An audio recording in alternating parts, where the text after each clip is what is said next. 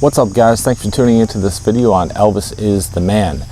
So I'm doing a review on this latest release. It came out August 1st, and I wasn't initially going to get it because, you know, I already have all this stuff. I already have every single, maybe one or two outtakes I don't have, but I already have all this stuff, all the tracks. So I'm like, I'm not going to spend my money on it.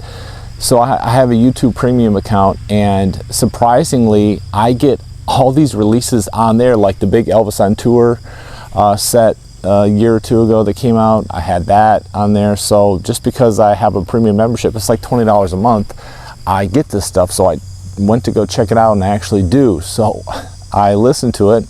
The only thing I haven't listened to yet is the 74 rehearsal. And like I said, I've already listened to it. But I just want to make a part one. I've already listened to the 72 tracks, the 75 tracks, and the July 1970 rehearsal. And I got some highlights, things I want to show you and share with you. And do I recommend this? So let's get into it. You were always on my mind. You were always on my mind. So it starts off with the March 1972 sessions, and I've never been a fan of these sessions. First of all, the quality of the audio it's a lot better. It's definitely noticeable. You can hear the instruments a little more clear. Everything is more like separated, like the voices, Elvis's voice. Everything is like better, way better. I don't know how they can improve on it. So that's a plus. She knows I don't love her, although heaven knows how I tried. I'll take care of you. Any place and anywhere.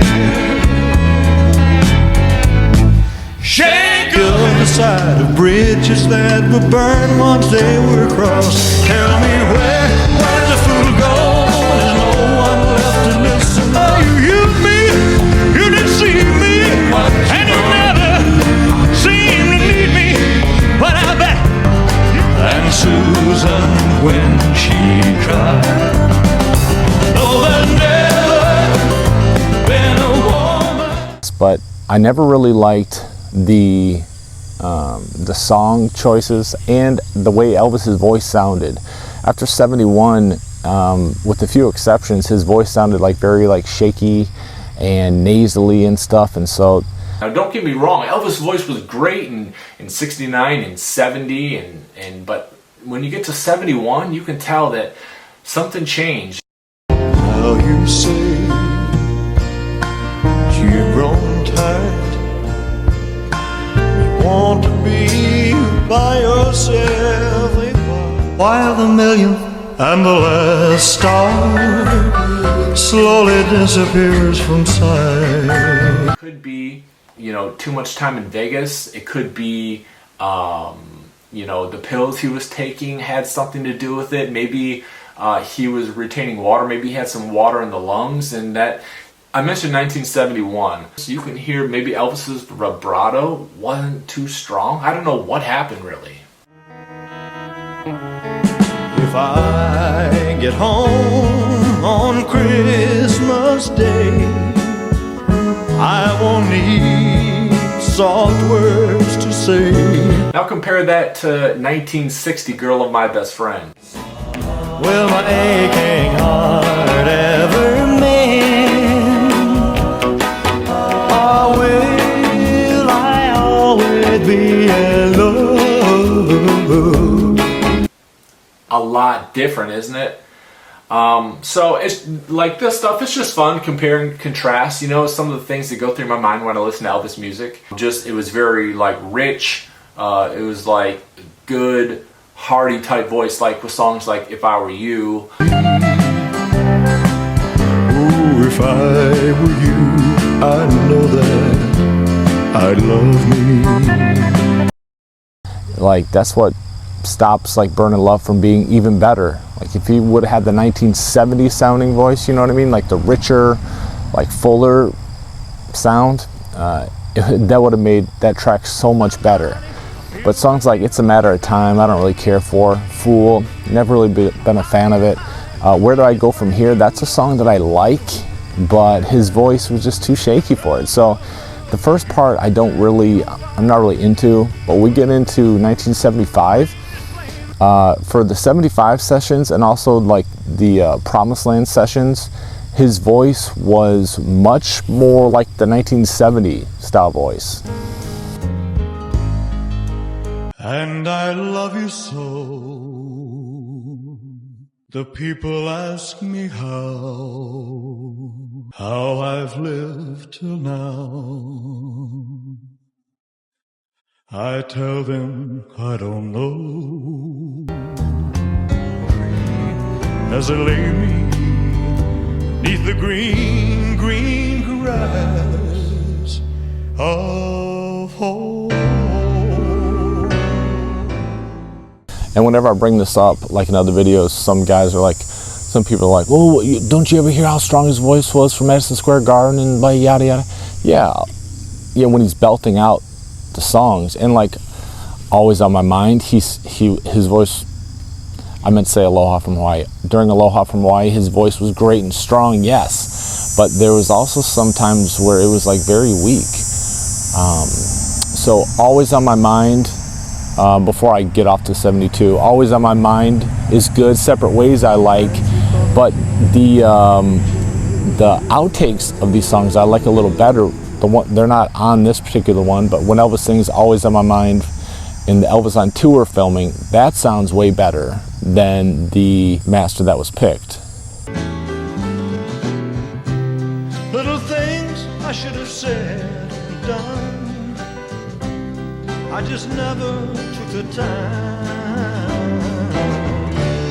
And Separate Ways, I actually like the outtakes a little better. So the first part I'm not too into. It's nice to have, but I've already had it before. So, and then when you get to 1975, like I was saying, his voice is way better. It's much more rich, and songs like Shake a Hand, Bringing It Back, Take Two is my favorite, and that's on this here. And your look of sweet surrender, with a touch of too much sadness. Susan When She Tried was always been very catchy, and I can listen to that over and over and over. The tracks from 75 are just, I really like, and it makes me appreciate the Today album even better, because like I really think that was probably maybe Elvis's best 70s album. Promised Land was right up there too, Elvis Country, but in 1975 his voice was so good, like And I Love You So. So there's a few highlights that I picked out for you guys to listen to, so you can see what I'm talking about, and check this out. Kids told me not to stack 'cause it was impolite, and then the best you could have tried to raise me right. Hey, but mama never told me about nothing like a wow you. Yeah. Her eyes tell the story so well, she tries hard to hide. So I'll just live my life in dreams of yesterday. Those happy hours. So one of the things that I was looking forward to, like I said, was that hopefully this would be in better sound, but it wasn't. I already bought all these tracks before on other FTDs or on bootlegs, so there wasn't really any surprises there. I do like tracks like Suspicious Minds. I'm glad that's on there. There's plenty of entertainment here, and Elvis was in a great mood, healthy, everything. The only thing is like the audio quality is not much better, so it's like nothing new there.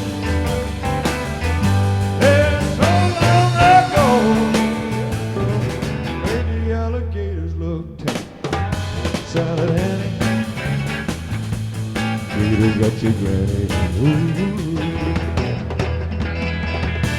suck a little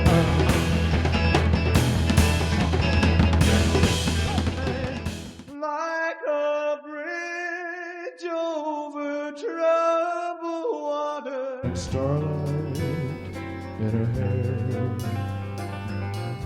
and as we walk, I hold her close beside me. There was, like when I listened to Suspicious Minds from the 1970 rehearsal, man, Ronnie just makes these songs so much better. Caught in a trap. I can't walk out because I love too much. I remember listening to this because I listened to these long time ago on bootlegs and stuff, and I'm thinking, and it reminds me, will we ever see like the Suspicious Minds rehearsal released or bits of it? Maybe Baz will have parts of that for Epic, but I don't think we're gonna get a lot of surprises with Epic. I kind of think that it's gonna like make us leave wanting more. You know, I want something like a deluxe version, but I'll save that for another video. He taught me how to walk.